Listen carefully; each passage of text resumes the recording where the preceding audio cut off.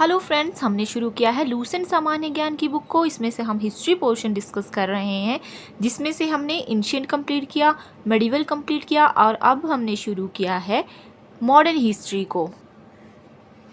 आज हम डिस्कस करेंगे बंगाल पर अंग्रेजों का अधिपत्य। यहाँ से भी कई बार जो है वो कई क्वेश्चन पूछ लिए जाते हैं एग्जाम्स में। मुगल साम्राज्य के अंतर्गत आने वाले प्रांतों में बंगाल जो था सर्वाधिक संपन्न राज्य था। मुर्शिद कुली खान स्वतंत्र शासक था, परंतु यह नियमित रूप से मुगल बादशाह को राजस्व देता था। मुर्शिद कुली खान यहाँ का स्वतंत्र शासक था, लेकिन फिर भी वो वहाँ को टैक्स देता था। मुर्शिद कुली खान ने अपनी राजधानी ढाका से मुर्शिदाबाद स्थानांतरित कर ली, जो कि भागीरथी नदी के तट पर है। इसने इजारेदारी प्रथा आरंभ की। इजारेदारी प्रथा को प्रारंभ किसने किया? मुर्शिद कुली खान ने, तथा कृषकों को तकावी ऋण प्रदान किए। यानी कि तकावी ऋण वे थे जो कि खेती के लिए अग्रिम कर्ज थे। मतलब आप खेती के लिए वहाँ से कुछ खरीद सकते हैं, उसकी उपज बढ़ाने के लिए औजार या बीज या कुछ खरीद सकते थे। तो इजारेदारी प्रथा शुरू की मुर्शिद कुली खान ने, और तकावी ऋण भी दिए किसानों को। तो किसने दिए? मुर्शिद कुली खान ने। इसका उत्तराधिकारी इसका दामाद था सुजाउद्दीन। 1740 में गिरिया के युद्ध में सरफराज को मारकर बिहार के सर सूबेदार अलीवर्दी खान बंगाल का नवाब बना।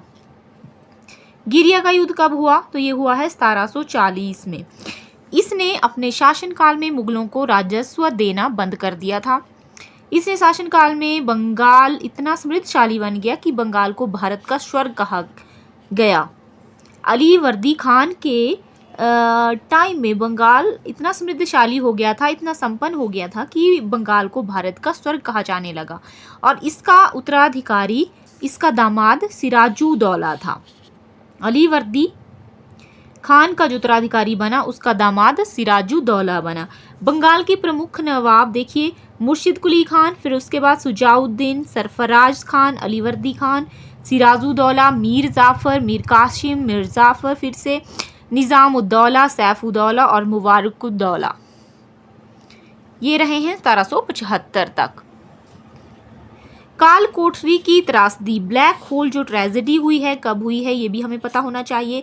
20 जून 1756 को हुई है ब्लैक होल ट्रेजेडी। इस घटना के रचयिता है जेड हॉलवेल ने इसके बारे में बताया है, और इसके अनुसार नवाब सिराजुद्दौला ने 20 जून की रात में 146 अंग्रेज व्यक्तियों को एक छोटी सी कोठरी में बंद कर दिया। अगले दिन सुबह 146 में से 23 व्यक्ति जिंदा बचे। नेक्स्ट है प्लासी का युद्ध। इंपॉर्टेंट है यहाँ, ये तो हर बार और किसी न किसी एग्जाम में ये तो क्वेश्चन डेफिनेट है, पक्का है, पूछ ही लिया जाता है। प्लासी का युद्ध हुआ है 23 जून 1757 में। अंग्रेजों के सेनापति रॉबर्ट क्लाइव एवं बंगाल के नवाब सिराजुद्दौला के बीच। किस किस के बीच हुआ है? रॉबर्ट क्लाइव के बीच हुआ है, और बंगाल का नवाब था सिराजुद्दौला, जिसमें नवाब अपने सेनापति मीर जाफर की धोखाधड़ी के कारण जो था पराजित हो गया, क्योंकि मीर जाफर मिल गया था जाके रॉबर्ट क्लाइव के साथ।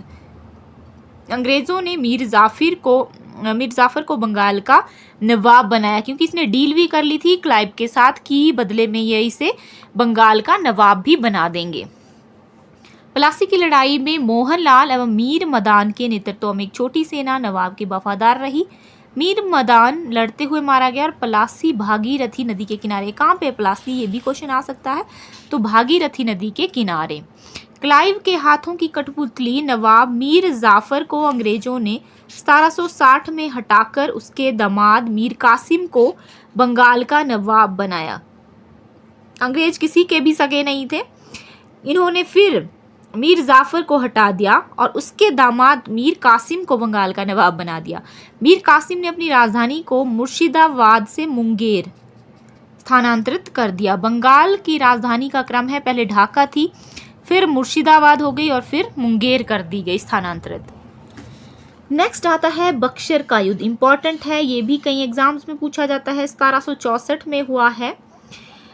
इसमें अंग्रेजों एवं मीर कासिम अवध के नवाब सुजाउद्दौला एवं मुगल सम्राट शाह आलम द्वितीय के बीच युद्ध हुआ। एक साइड तो थे आपके अंग्रेज और दूसरी साइड थे मीर कासिम, अवध का नवाब शुजा-उद-दौला और मुगल सम्राट शाह आलम द्वितीय, इनके बीच हुआ है ये युद्ध, बक्सर का युद्ध 1764 में। इस युद्ध में भी अंग्रेज विजयी रहे। इस युद्ध में अंग्रेज सेनापति कौन था? Hector Munro. ऐसा भी आता है क्वेश्चन कि बक्सर के युद्ध में अंग्रेजों की तरफ से सेनापति कौन था? तो हेक्टर मुनरो। नेक्स्ट टॉपिक है हमारा अंग्रेजों के मैसूर के संबंध। मैसूर से अंग्रेजों के कैसे संबंध थे? 1761 में हैदर अली मैसूर का शासक था। हैदर अली की मृत्यु हुई 1782 में। दूसरे आंग्ल मैसूर युद्ध के दौरान हो गई थी हैदर अली की मृत्यु, जो कि 1782 में हुआ है। ऐसे 1780 से लेकर 84 तक चला था, तो 82 में जो थी हैदर अली की मृत्यु हो गई थी युद्ध के दौरान। हैदर अली का उत्तराधिकारी उसका पुत्र था टीपू सुल्तान। इंपॉर्टेंट है ये। 1787 में टीपू सुल्तान ने अपनी राजधानी श्रीरंगपट्टनम में बादशाह की उपाधि धारण कर ली थी। टीपू सुल्तान ने इसने अपनी राजधानी श्रीरंगपट्टनम में स्वतंत्रता का वृक्ष लगवाया। ये भी क्वेश्चन आता है कि स्वतंत्रता का ट्री ऑफ लिबर्टी किसने लगवाया है, स्वतंत्रता का वृक्ष? तो ये आता है टीपू सुल्तान ने, और श्रीरंगपट्टनम में, और साथ ही ये जैकोबिन क्लब का सदस्य भी बना था। ये देखिए, अब आंग्ल मैसूर युद्धों के बारे में पढ़ेंगे। 4 युद्ध हुए हैं। प्रथम आंग्ल मैसूर युद्ध हुआ 1767 से 1769 तक। आंग्ल मैसूर दूसरा युद्ध हुआ 1780 से 84 में। तीसरा हुआ 1790 से 92 में, और चौथा हुआ 1799 में। इस युद्ध में मराठा हैदराबाद, कौन से युद्ध की बात कर रहे हैं? तृतीय आंग्ल मैसूर युद्ध की बात कर रहे हैं कि इस युद्ध में मराठा हैदराबाद के निजाम अंग्रेजों की संयुक्त सेना मैसूर के खिलाफ लड़ रही थी। टीपू की मृत्यु श्रीरंगपट्टनम के आखिरी युद्ध यानी चतुर्थ आंग्ल मैसूर में युद्ध के दौरान हुई थी 1799 में। ये भी इंपॉर्टेंट है। टीपू सुल्तान को शेरे मसूर किसे कहा जाता था? तो ये कहा जाता था टीपू सुल्तान को। इनकी मृत्यु कब हुई? 1799 में हुई, तीसरे आंग्ल मैसूर युद्ध के दौरान, जब गवर्नर जनरल कौन था अंग्रेजों की तरफ से? लॉर्ड वेल्लेस्ली। टीपू सुल्तान के राजसी झंडे पर शेर की तस्वीर बनी होती थी।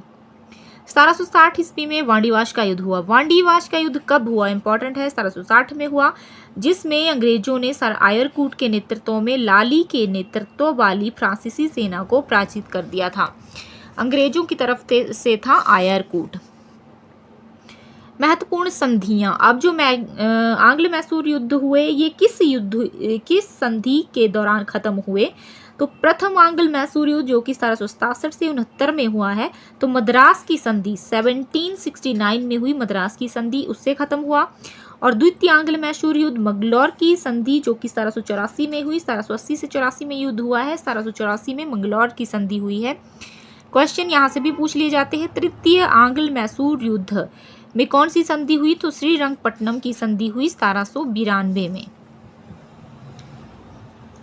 नेक्स्ट है हमारा सिख एवं अंग्रेज। इसे हम डिस्कस करेंगे नेक्स्ट वीडियो में।